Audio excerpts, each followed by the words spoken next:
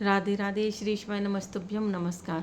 देखो, अभी हमने 3 दिन से जो श्रीमद् देवी भागवत कथा सुनाई थी, तो इसमें हमने बताया था कि किस तरह से श्रीमद् देवी भागवत कथा वसुदेव जी ने और देवकी ने जब जेल में थे तो किस तरह से इन्होंने कथा कराई थी। और जब ये जेल से छूटे भगवान श्री कृष्ण जब बड़े हो गए थे तो उन पे जब मणि का इल्ज़ाम लगा था, तो मणि का इल्ज़ाम में वह जब पता लगाने गई थी कि ये सब कैसे हुआ, किसने मणि को लिया है, तो उनका जामवंत जी से जब युद्ध होता है 27 दिन तक नहीं लौटते हैं, तो वसुदेव और देवकी जी चिंतित हो जाते हैं। तब श्रीमद् देवी भागवत कथा कराते हैं, भगवान श्री कृष्ण सकुशल लौट कर आते हैं। इसके बाद और भी बहुत सारी कथाएं इसमें, श्री सुखदेव जी की भी और बहुत सारी कथाएं।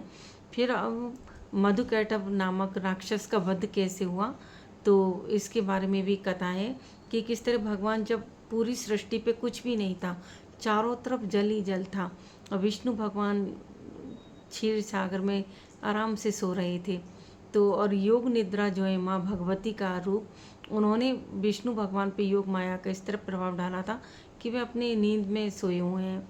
तभी भगवान विष्णु की जो कानों का मैल होता है उससे मधु और कैटभ 2 राक्षस उत्पन्न होते हैं और ब्रह्मा जी को ललकारते हैं कि हमसे लड़ो, हमें युद्ध करना है। और ब्रह्मा जी ने देखा इतने शक्तिशाली ये राक्षस, इनसे कैसे युद्ध किया जाए। तो ब्रह्मा जी डर से भगवान विष्णु के पास जाते हैं, देखते हैं कि भगवान विष्णु तो सो रहे हैं। अब उनको बड़ा डर लगा कि कौन मदद करेगा। वे भगवान विष्णु की बहुत स्तुति करते हैं, तो भगवान नहीं जागते हैं। तो ब्रह्मा जी फिर माँ भगवती की स्तुति करते हैं कि माँ, जो योग निद्रा का प्रभाव इन पर डाला हुआ है उसको हटाइए, और भगवान विष्णु को जगाने के लिए प्रार्थना करते हैं।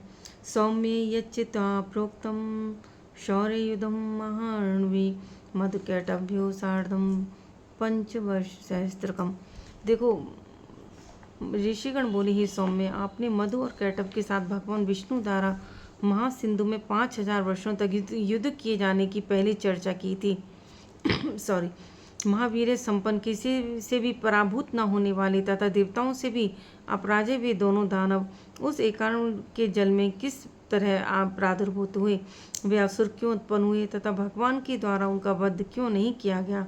हे महामते, आप यह परम अद्भुत आख्यान हमको सुनाइए। हम लोग ये कथा सुनने को इच्छुक हैं और आप अति प्रसिद्ध वक्ता हैं। हमारा आपका यह संपर्क दैवयोग से ही हुआ है। मूर्ख के साथ स्थापित किया गया संपर्क भविष्य भी अधिक अनिष्टकर होता है, और इसके विपरीत विद्वानों का संपर्क पीयूष रस के तुल्य माना गया है। पशु भी जीवन यापन करते हैं, वे भी आहार ग्रहण करते हैं, मल मूत्र आदि का विसर्जन करते हैं और विषासक्त होकर इंद्रिय जन सुख की अनुभूति करते हैं, किंतु उनमें अच्छे बुरे का लेश मात्र भी ज्ञान नहीं होता। वे मोक्ष की प्राप्ति करने वाले विवेक से भी रहित होते हैं। अतएव उत्तम बातों को सुनने में जो श्रद्धा भाव नहीं रखते, उन्हें पशु तुल्य ही समझना चाहिए। मृग आदि बहुत से पशु श्रवण सुख का अनुभव करते हैं और कांत विहीन सर्प भी धन सुनकर मुग्ध हो जाते हैं।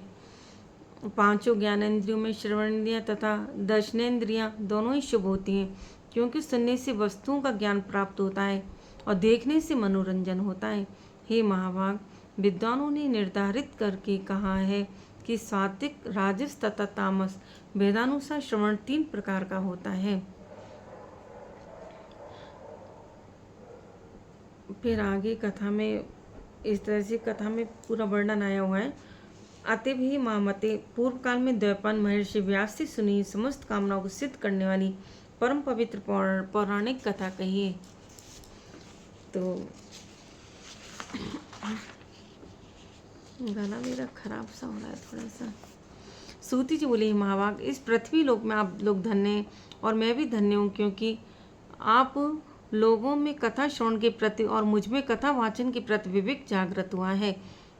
पूर्व काल में प्रलय अवस्था में जब तीनों लोग जल राशि में विलीन हो गए और देवादिदेव भगवान विष्णु शेष शैया पर सो गए, तब विष्णु के कानों की मैल से मधुकैटभ नामक 2 दानव उत्पन्न हुए।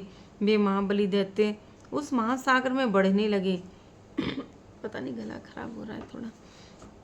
वे दोनों दैत्य क्रीड़ा करते हुए उसी सागर में इधर उधर भ्रमण करते रहे।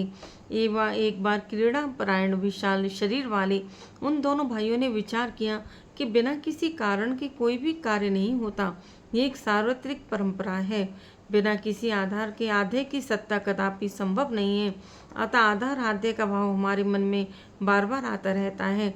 यदि अति विस्तार वाला तथा सुखद का यह जल किस आधार पर स्थित है, किसने इसका सृजन किया, यह किस प्रकार उत्पन्न हुआ और इस जल में निमग्न हम लोग कैसे स्थित हैं, हम दोनों कैसे पैदा हुए और किसने हम दोनों को उत्पन्न किया, हमारे माता पिता कौन है, इस बात का भी कोई ज्ञान हम दोनों को नहीं है। सूती जी बोले, इस प्रकार चिंतन करते हुए वे किसी निश्चय पर नहीं पहुँचे। तब कैटभ ने जल के भीतर अपने पास स्थित मधु से कहा। कैटभ बोला, हे भाई मधु, हम दोनों के इस जल में स्थित रहने का कारण कोई अचल महाबली शक्ति है, ऐसा ही मैं मानता हूँ। जो कि जब भगवान विष्णु के महल से मधु कैटभ हुए तो उन लोगों को विचार हो रहा था कि हम कैसे उत्पन्न हुए और कौन सी ऐसी शक्ति है जिसने हमको उत्पन्न किया। इस तरह से सूती जी बोले, इस प्रकार चिंतन करते हुए वे किसी निश्चय पर नहीं पहुँचे।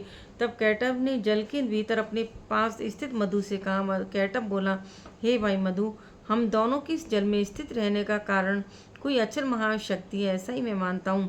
उसी से समुद्र का संपूर्ण जल व्याप्त है और उसी शक्ति के आधार पर यह जल टिका हुआ है तथा वही परात्मा देवी हम दोनों को भी स्थिति का कारण है। इस प्रकार विविध चिंतन करते हुए वे दोनों दानव जब सचेत हुए तब उन्हें आकाश में अत्यंत मनोहारी बागबीज स्वरूप एवं वाणी सुनाई पड़ी। उसे सुनकर उन दोनों ने सम्यक रूप से हृदयंगम कर लिया और वे उसका दृढ़ संकल्प करने लगे। तदंतर उन्हें आकाश में कौंधती हुई सुंदर विद्युत दिखलाई पड़ी। तब उन्होंने सोचा कि निसंदेह मंत्री है और यह सगुण ध्यानी आकाश में प्रत्यक्ष दृष्टिगत हुआ है। तदंतर वे दोनों दैत्य आहार का परित्याग कर इंद्रियों को आत्मनियंत्रित करके उसी विद्युत ज्योति में मन केंद्रित किए हुए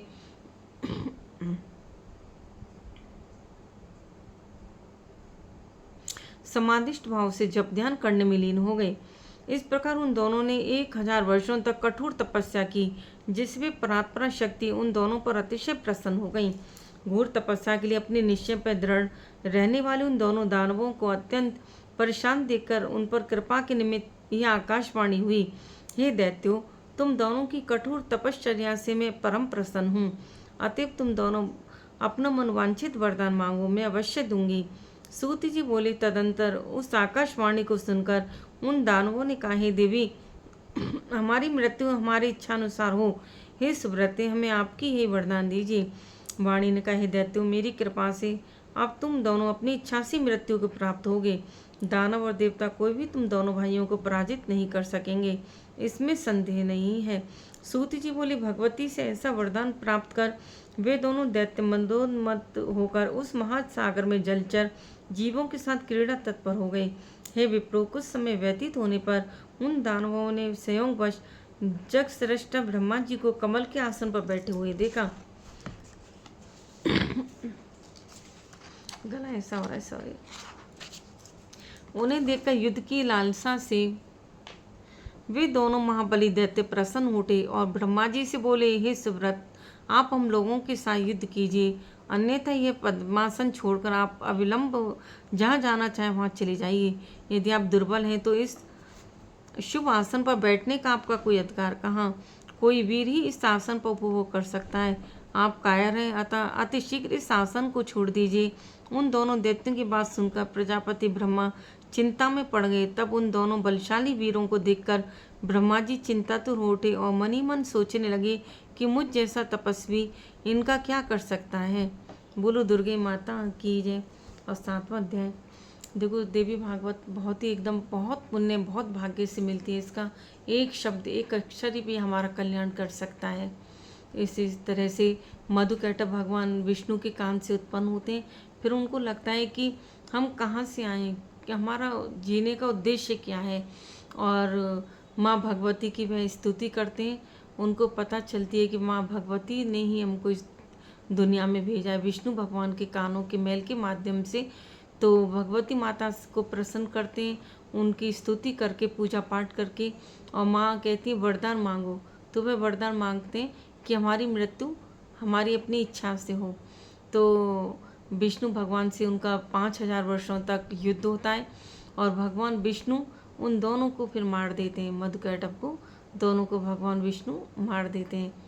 और मारने से पहले लेकिन उनसे पूछते हैं कि माँ ऐसे भ्रम उनको डाल देती है मधुकैटभ में कि उनकी माया, वह माया के वशीभूत हो जाते हैं और भगवान से कहने लगते हैं कि हम तुमसे प्रसन्न हैं, मांगो क्या चाहते हो।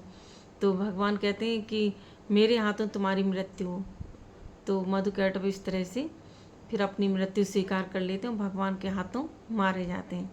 जय माँ कुष्मांडा मैया, जय माता दी, राधे कृष्णा।